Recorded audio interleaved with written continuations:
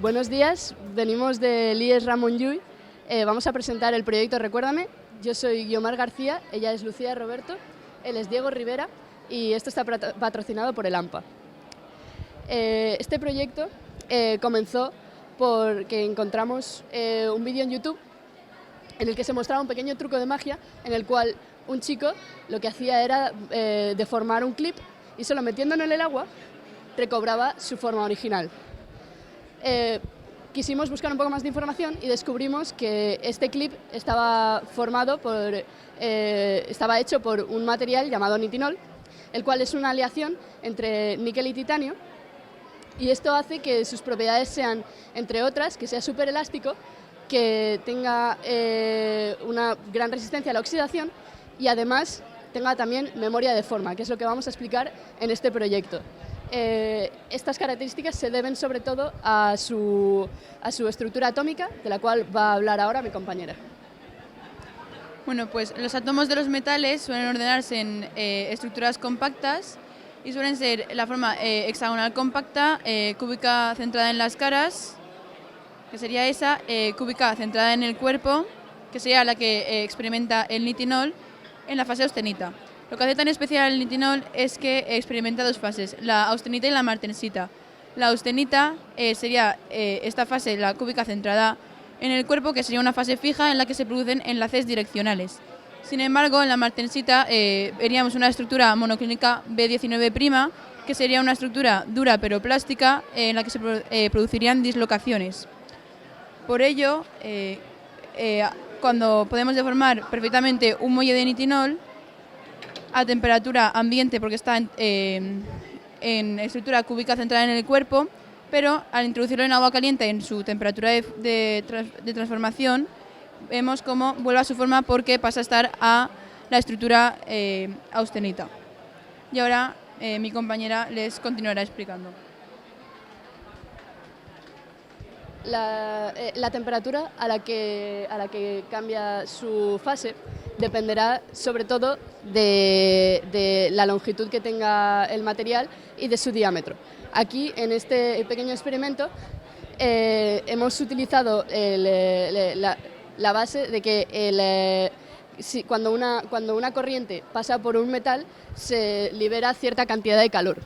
Esta cantidad de calor va a depender del voltaje que se utilice, de la resistencia del material y del tiempo a que esté sometido este material a este voltaje. La resistencia del material dependerá de su resistividad, de la longitud y de la sección. Aquí tenemos tres pruebas. La primera prueba es de una longitud de menos de medio metro, de 0,33 metros, y tiene un diámetro de 0,25 milímetros. La segunda tiene una longitud de 1,5 metros y el mismo diámetro. Y la tercera tiene una longitud de solo 1 metro y un diámetro de 1 milímetro entero. Entonces,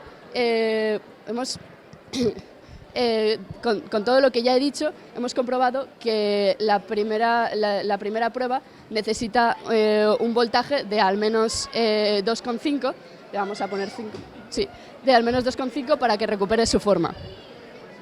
¿Vale? Vale.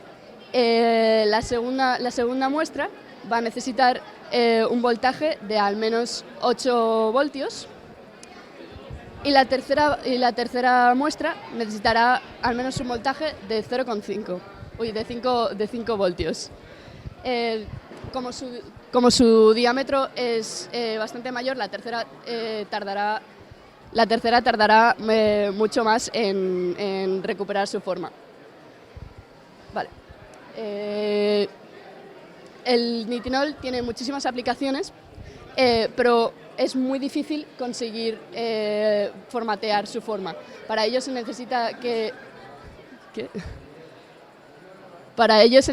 el nitinol esté a una temperatura de unos 500 grados en una cámara sin oxígeno y durante demasiado tiempo.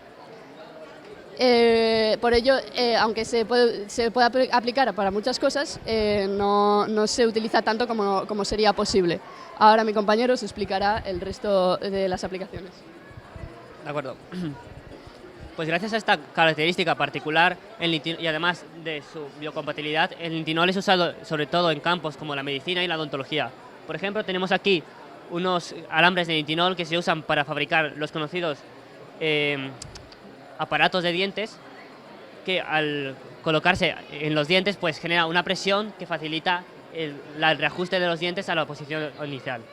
Además de eso, también se utiliza para fabricar los conocidos stents, los cuales se introducen dentro de las arterias y con el calor de la sangre se expanden y dejan transcurrir la sangre a través de ellas.